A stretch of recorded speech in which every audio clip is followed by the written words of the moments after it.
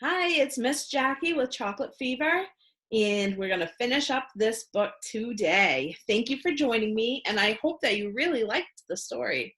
I thought it was a pretty fun one. Chapter 11, At Sugar Canes. His name was Alfred Cane, but his friends called him Sugar.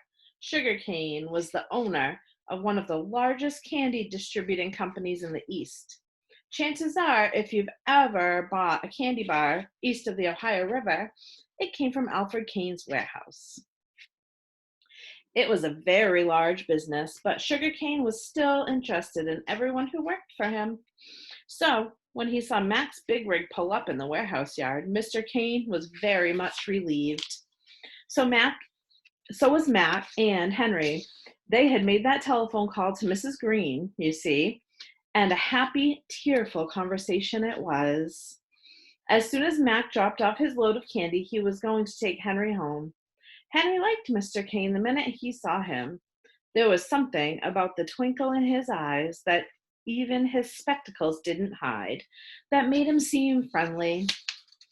And with his gray hair and mustache, Mr. Cane looked not a little like Santa Claus.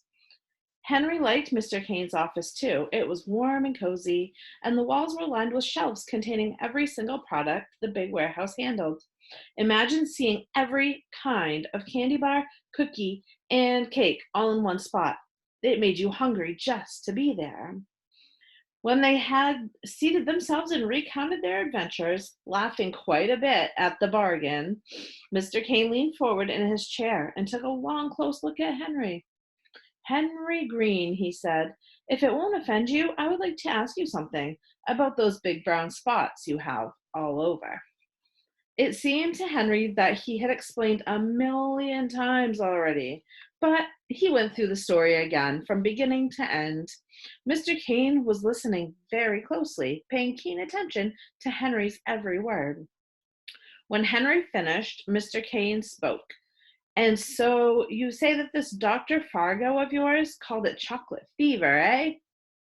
Hmm, I find that very interesting. I find it just plain terrible, said Henry. Big, brown, ugly spots all over.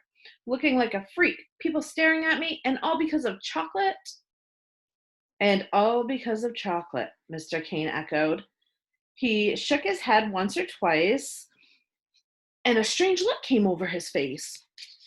There was a long silence. When Alfred Cane spoke again, it was in a quiet voice.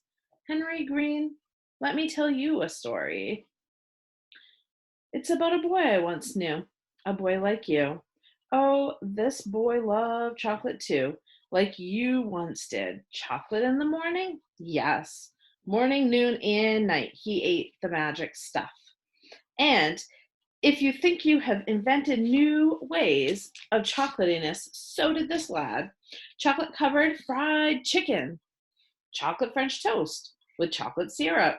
There was no end to the ways of the chocolate this boy I'm speaking of. And like you, a strange thing happened to him. In fact, the very same thing. You mean, said Henry, suddenly excited? Yes, said the old man with a nod. Big brown spots all over. Chocolate fever, Henry exclaimed. The very same. Henry could hardly contain himself. But how did he how was he cured, you mean? Alfred Cane was smiling now. Well, the cure was in two parts, and the first was the most important. You see, this boy I once knew had to learn a very sad lesson, as all young people must do. Although life is grand and pleasure is everywhere, we can't have everything we want every time we want it. It's a hard lesson, but it comes in time. Yes, said Henry, I think I understand. Maybe I've had too much of a good thing. Indeed. I'll eat less chocolate then, only when I really, really want to. Very good. That is half the battle. And the second half? Henry asked. Alfred Kane smiled. Very simple. When you think about it, what is the exact opposite of chocolate? What is the one flavor that is the reverse of chocolate that we know and love? Vanilla? Mr. Kane walked slowly to his desk, opened the top right-hand drawer, and brought out a small white box. Vanilla pills, Henry Green, the very thing that will cure your chocolate fever within the hour. That is, if you have truly learned the first and hardest part of your cure. Henry could hardly speak. He wanted to laugh. He was so happy. He wanted to cry. He was so sad. But all he could do was nod. Wahoo, said Mac with a whoop. Vanilla pills? Who would have thought of that? There's one more thing, Mr. Kane said. That young man I spoke about, the one who reminded me so much of you? Yes?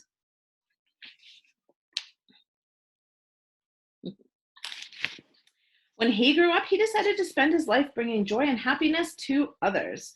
And the way he did it, you see, was to bring chocolate to the world, to make sure that when anyone wanted pleasure, there would be chocolate someplace close by. Henry thought he knew that who that other boy was. What's his name? He asked. His name was Alfred Kane, said Alfred Kane, but his friends called him Sugar. Mr. Kane stepped forward and shook Henry's hand. Now you run along with Mac, and if you take those pills on the way, I guarantee your chocolate fever will be gone by the time you get home. Goodbye now, and remember what I've said. Goodbye, Mr. Kane, said Henry. You can call me Sugar, and you can call me Henry. And the last chapter, chapter 12, lesson learned. Hey, sleepyhead, said Mrs. Green, shaking Henry's shoulder ever so lightly. Are you going to sleep forever? Henry stretched and yawned, smiling up at his mother. It was good to be back in his own bed, good to be where he belonged. It was Sunday in the Green household. In fact, it was Sunday all over the world. And in the dining room, all the Greens were having a late, lazy breakfast. If you can shake a leg just a little, Mrs. Green went on, I think we might manage to have some pancakes ready for you, just the way you like them. Henry hopped out of bed. He felt wonderful this morning, the way he always used to feel. He brushed his teeth carefully and paused on his way to the breakfast table, only to make a few ugly faces at himself in the mirror. With all those big brown spots gone, forever, he hoped, he didn't look half bad, except when he crossed his eyes. There was a big greeting for Henry when he sat down at the table. Elizabeth, who was wearing her special blue dressing gown, even kissed him. And Mark stopped eating for long enough to stick out his hand and ruffle Henry's hair. There's lots of news for you today, Henry, Daddy Green said as Henry was drinking his orange juice. The company that makes all those candy bars sent me a letter. They want to give you some kind of an award for helping to foil that hijacking. Really, Dad? Said Elizabeth. That's super. Yes, indeed, Henry's father went on. It surely is. And Mac called just a few minutes ago. Wanted to know if we could go over to his house tomorrow and have dinner with him and his family. Could we, Dad? Asked Henry. Gee, that's swell. Right, son, we certainly can. And Nurse Molly Farthing is dropping by this afternoon just to say hello. And there's even more good news. My goodness, said Mrs. Green on her way to the table with Henry's pancakes. Everything seems to happen at once to our Henry. Dr. Fargo wants to see you after school on Monday. Do I have to? Said Henry. Yes, you have to, Daddy Green said. Okay, said Henry, although he didn't like that. He's a good doctor, dear, Henry's mother said, and if you like, I'll go with you too. Now here's your pancakes, she said, as she placed a steaming pack before Henry. And for a special treat, just this once, I have your favorite chocolate syrup. Henry's face lit up, his hand shot out and took hold of the syrup pitcher. But just as he was about to pour the sweet brown mixture over his pancakes, he changed his mind. You know what, Mom? He said. Just this once, I think I'll skip it. Plain old maple syrup will do. The family stared at Henry, as they well might. It was the first time they had ever seen Henry turn away from anything that had to do with chocolate. His father's smile was as wide as a river. Enid, he said, I think our little one is growing up fast. Henry was into his pancakes now, and they were quickly disappearing. The syrup was good and mapley, the pancakes had a delicious flavor, and washed down with cold milk, it was extra good. But still, something was missing. Some taste, some kind of spark that would make it even better. There was a small can of cinnamon on the table, which Elizabeth sometimes used on her toast. Henry wondered how cinnamon would taste on what was left of his pancakes. He reached out for the canister and sprinkled just a little bit of cinnamon on his plate, and then he tasted it. Henry thought, that's pretty good.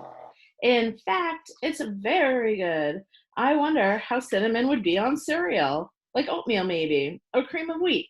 And maybe cinnamon would be good on other things, ice cream or french fries, or maybe even cinnamon milk. And then Henry still had another thought. Could you ever have too much cinnamon? Could a person overdo it?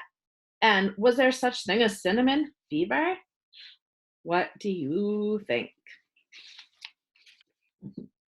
This is the end of our story, Chocolate Fever. I hope you enjoyed, and thank you so much for joining me. Have a great weekend.